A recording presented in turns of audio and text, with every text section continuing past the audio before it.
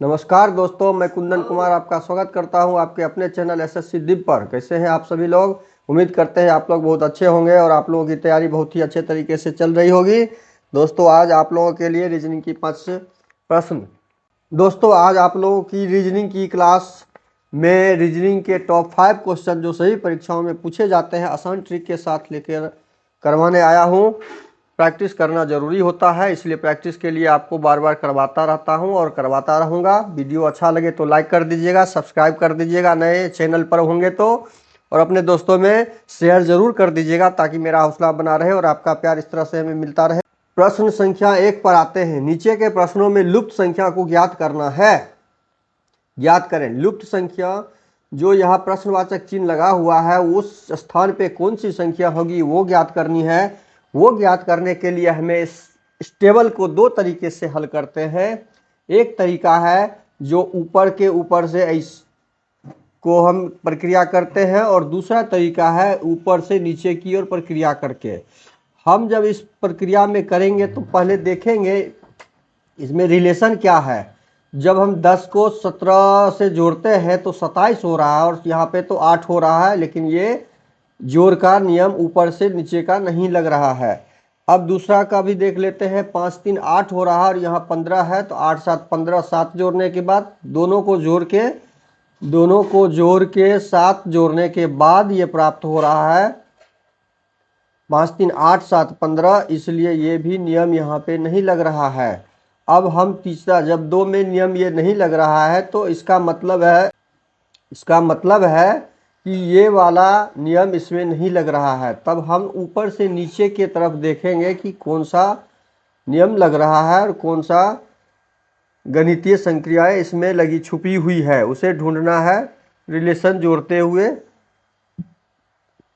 अब हम ऊपर से नीचे वाले को देखते हैं। ऊपर से नीचे में इस 10 में 10 5 15 और 6 15 6 21। अच्छा, यहाँ पे रिलेशन मिल गया।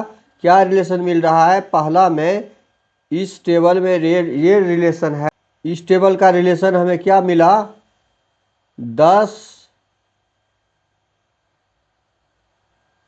जोड़ 5 जोड़ 6। जब हम ऊपर से नीचे जोड़ते हैं तो कितना हो रहा है? 10 5 15 6 21, और हमें लाना कितना है? 42 लाना है। हमें लाना कितना है? 42 लाना है। तो 21 को जब हम 2 से गुना करते हैं तो हमारे पास 42 आ जा रहा है। एक रिलेशन तो एक आयत का तो हमें मिल गया, एक वर्ग डब्बे का मिल गया। अब दूसरा का हमें 17 3 और 14 में रिलेशन ढूंढना है। तो इसका रिलेशन भी हमें ढूंढने के लिए इसका रिलेशन ढूंढेंगे हम, और क्या आएगा वो देखिए। 17 प्लस 3 प्लस 14 कितना आया? 17 3 20, 10 30 4 34। 34 को 2 से जब गुना करेंगे तो कितना आ जाएगा? 68। ये 68 आ जा रहा है। कहाँ पर 68 आ जा रहा है? यहाँ पे 68 आ रहा है और यहाँ भी 68 आ रहा है। यानी ये रिलेशन हम पकड़ लिए इस टेबल में कि सारे अंकों का जोड़ करने के बाद 2 से गुना करते हैं तो हमारा ये बड़ा वाला अंक प्राप्त हो जा रहा है। उसी प्रकार से अब हम ये तीसरे टेबल को हल करेंगे, और तीसरे टेबल के लिए हमारे पास संख्या है। तीसरे टेबल के लिए हमारे पास क्या संख्या निकल रहा है? 8 प्लस 15 प्लस प्रश्नवाचक चिन्ह बराबर 92 हो रहा है। बराबर 92 हो रहा है। अब हम इसे निकालने के लिए गुणा के रूप में किसको रखेंगे? इस दोनों के जोड़ गुने 2। इसका मतलब है 8 5 13। इसको जब हल करेंगे 8 5 13 और 10 23, 13 10 23 जोड़ प्रश्नवाचक चिन्ह गुना 2 करने पर हमें कितना आना चाहिए? 92 आना चाहिए। इस प्रश्न से हमें यह समझ में आ रहा है कि इतना करने पर अब ये प्रश्नवाचक चिन्ह जो है, ये प्रश्नवाचक चिन्ह को हम जब x मान लेंगे, प्रश्नवाचक चिन्ह को जब हम x मान लेंगे तो यहाँ पे हम प्रश्नवाचक चिन्ह की जगह x रख देंगे और x मान लेंगे तो 23 वैसे सीधा निकल जाएगा, लेकिन हम गणितीय संक्रिया करके इसे निकालेंगे। 23 प्लस x बराबर 92 और ये इधर गुना में है 2 तो इधर ये भाग में आ जाएगा, तो हम भाग लगाएंगे 92 में 2 से, 2 चौके 8, 2 छके 12, 46 कितना आ गया, ये 46 आ गया। अब x का मान निकालेंगे, x बराबर 46, ये प्लस में है x इधर, बराबर के इधर ये क्या हो जाएगा 46 घटे 23, 46 में से 23 जाएगा तो क्या हो जाएगा x का मान 23। यानी प्रश्नवाचक चिन्ह x हम किसको माने थे, प्रश्नवाचक चिन्ह को माने थे, तो प्रश्नवाचक चिन्ह के जगह पे ये हमें क्या प्राप्त हुआ 23 प्राप्त हुआ। आंसर क्या हो जाएगा 23, प्रश्नवाचक चिन्ह पे 23, ऑप्शन सी इसका आंसर हो जाएगा, ऑप्शन नंबर सी 23। कैसे निकला एक बार और पुनः समझ लीजिए। जब हम ऊपर से नीचे रिलेशन ढूंढते हैं तो ये प्राप्त होता है कि जब तीनों संख्याओं को जोड़ देते हैं और उसे 2 से गुना कर देते हैं तो हमें ये तीसरी संख्या निकल जाती है, बड़ी संख्या निकल जाती है, तीसरी बड़ी संख्या निकल जाती है। दूसरे टेबल में भी वही कर रहे हैं, जब तीनों संख्याओं को जोड़ के 2 से गुना करते हैं तो बड़ी संख्या हमें प्राप्त हो जाती है, बड़ी संख्या प्राप्त हो जाती है। उसी प्रकार से तीसरे टेबल के लिए भी वही करना होगा कि सारे संख्या अंकों को जोड़ के, संख्याओं को जोड़ के, संख्या जब हम जोड़ रहे हैं तो ये बीच का जो गुना का होगा, जो जिस प्रक्रिया को हमने यहाँ किया है, ये करने के बाद 92 प्राप्त होना चाहिए। तो जिसमें वो लुप्त संख्या भी है, लुप्त संख्या को हम x यदि मान लेते हैं तो x का मान जो निकलेगा वही तो संख्या होगा। तो x का मान क्या निकला, x का मान 23 निकला यहाँ पे। तो ये 23 हमारा x के लुप्त संख्या के जगह पे, x के जगह पे 23 संख्या आएगा। यदि हम इसको x मान लेते हैं तो ये 23 संख्या कहलाएगा, लुप्त संख्या के जगह पे 23 संख्या आएगा। अब क्वेश्चन नंबर 2 देखते हैं। नीचे के प्रश्नों में लुप्त संख्या को, इस प्रश्न में भी लुप्त संख्या ज्ञात करनी है और लुप्त संख्या यहाँ पर ये है प्रश्नवाचक चिन्ह। अब प्रश्नवाचक चिन्ह पे कौन सी संख्या होगी वो निकालने के लिए हम इसमें फिर रिलेशन ढूंढेंगे। तो 7 5 12 हो रहा है, यहाँ पे 6 हो रहा है, 7 में से 5 गया तो 2 होगा, घटाने से ये रिलेशन नहीं बन रहा है। गुना का 7 5 35, गुना का भी रिलेशन नहीं बन रहा है। भाग का 5 में 7 में 5 से भाग देंगे, वो भाग का भी नहीं बन रहा है। तो रिलेशन बन क्या रहा है वो देखना है। रिलेशन देख रहे हैं कि 7 5 12 और यहाँ पे 6 जब जोड़ते हैं दोनों को तो 7 5 इसमें क्या रिलेशन बन रहा है, 7 को 5 से जोड़ रहे हैं तो 12 हो रहा है और हमें लाना 6 है। तो 6 लाने के लिए हमें 2 से भाग देना होगा, 6 आ गया, इसका ये निकल रहा है। दूसरा का टेस्ट कर लेते हैं हम। दूसरा क्या हो रहा है 5 जोड़ 21, 5 को जोड़ेंगे तो 26 हो जा रहा है और 26 को 2 से भाग करेंगे तो 13 हो जा रहा है।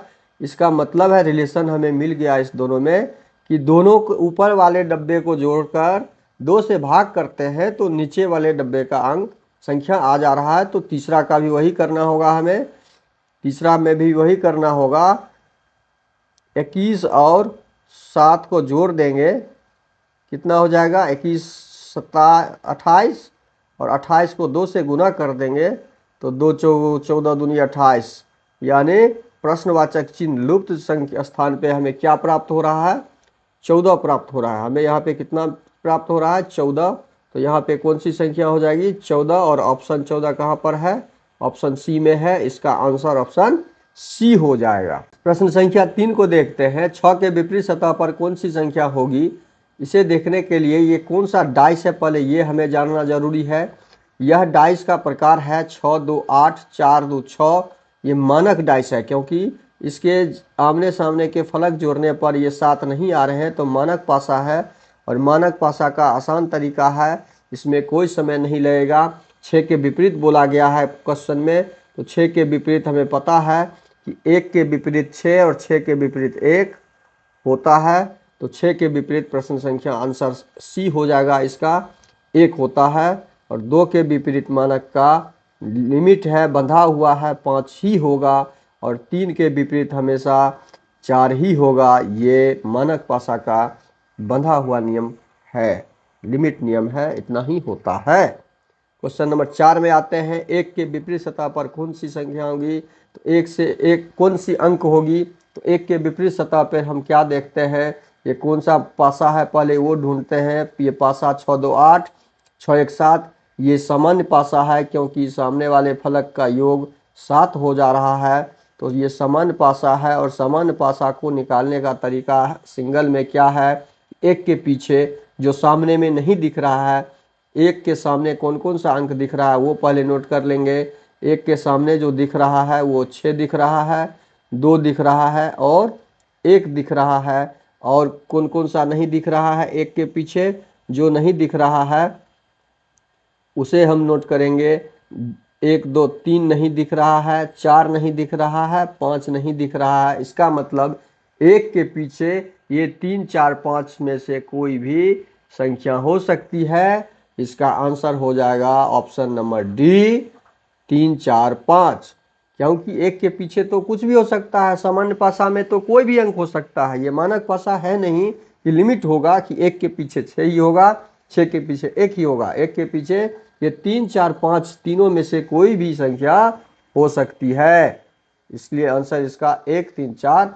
और 1 के सामने वाले फलक पर जो भी है वो सामने वाले फलक के संख्या अंक नहीं होंगे इसके ठीक पीछे। इसलिए हमने 6 को लिख लिया, 2 लिख लिया और 1, तीनों को काट लेंगे। जो बचा अंक वही अंक 1 के पीछे हो सकता है। संख्या 5 पर आते हैं। 4 के विपरीत सतह पर कौन सी अंक होगी? अब इस तरह के पासे को फिर हमको पहचानना होगा कि कौन सा पासा है। पासा पहचानने के लिए जो हम पासे के फलक को जोड़ेंगे, 6 2 8 6 4 10 4 2 6, यानी जोड़ इसका 7 नहीं आ रहा है। इसका मतलब है ये मानक पासा हो जाएगा। मानक पासा होने के कारण 4 के विपरीत प्रश्न में दिया हुआ है 4 के विपरीत, तो 4 के विपरीत हमेशा 3 और 3 के विपरीत हमेशा 4 होता है। इसका ऑप्शन नंबर ए सही होगा, ऑप्शन नंबर ए। वीडियो अच्छा लगे तो लाइक कर दीजिएगा, चैनल पर नए हैं तो सब्सक्राइब जल्दी कर लीजिए ताकि आपका प्यार और हौसला हमें बढ़ता रहे, मेरा हौसला बढ़ता रहे, आपका प्यार हमें मिलता रहे। जय हिंद, जय भारत, धन्यवाद।